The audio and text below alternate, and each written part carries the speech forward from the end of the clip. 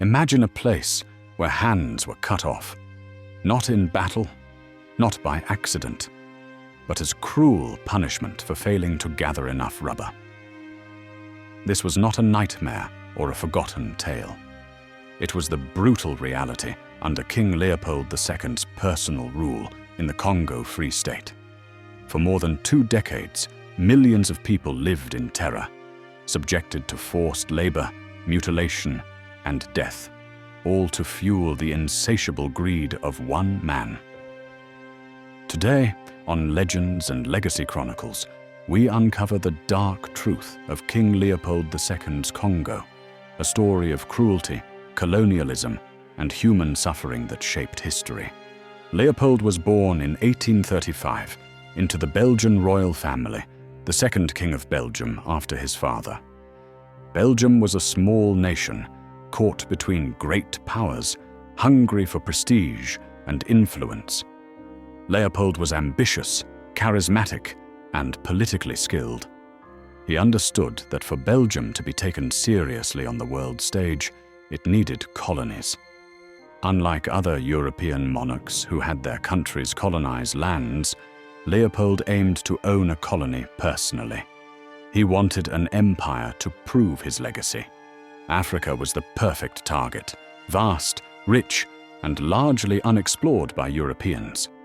Using diplomatic maneuvering and personal investment, Leopold began sponsoring expeditions to Africa, focusing on the Congo basin. Leopold hired explorer Henry Morton Stanley to map the Congo River basin and establish treaties with local rulers. In 1885, after intense negotiations at the Berlin Conference, where European powers divided Africa among themselves, Leopold was granted control over the Congo Free State. But this was no ordinary colony. It was not ruled by the Belgian government, but by Leopold in his own name. He marketed the colony as a humanitarian project aimed at ending slavery and bringing Christianity. However, the true goal was profit immense, unchecked profit. Leopold's control was absolute.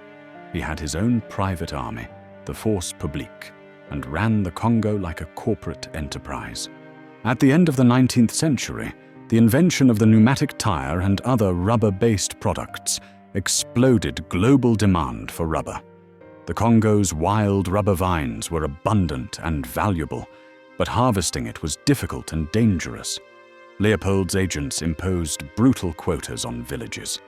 Men, women, and even children were forced to collect rubber under threat of violent punishment. Those who failed to meet quotas faced torture, mutilation, or death.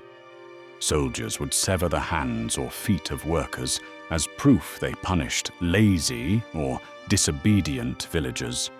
This terror was systematic and widespread. Missionaries, travelers, and diplomats began reporting the horrific abuses in the Congo. Accounts tell of villages emptied of their populations, families torn apart, and bodies dumped in mass graves. Women were subjected to sexual violence. Children were kidnapped and held hostage. The death toll was staggering. Historians estimate between 10 and 15 million deaths occurred during Leopold's rule. These atrocities were carefully hidden from Europe by Leopold's secretive administration. As news leaked, activists like E.D. Morel and Roger Casement exposed the crimes through journalism and diplomatic reports. The Congo Reform Association was founded to pressure Leopold and the Belgian government. Public opinion in Europe and America turned sharply against Leopold. Despite attempts to deny or downplay the abuses, evidence and testimonies continued to surface. Under mounting pressure, Leopold was forced in 1908 to cede control of the Congo Free State to the Belgian government. While Belgium took over the administration, the legacy of exploitation and suffering remained. Leopold died in 1909, never fully punished for the horrors committed under his reign. Today, Congo continues to suffer the consequences of colonial exploitation. King Leopold II is remembered as one of history's most brutal colonial rulers.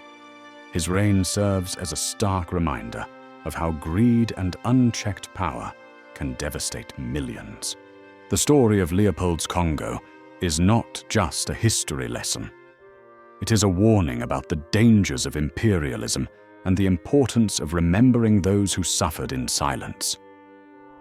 If you want to learn more untold stories from history's legends and legacies, subscribe to Legends and Legacy Chronicles. Hit the like button if this story moved you, and don't forget to ring the bell to be notified of our next videos. Thank you for watching. Together, we keep history alive.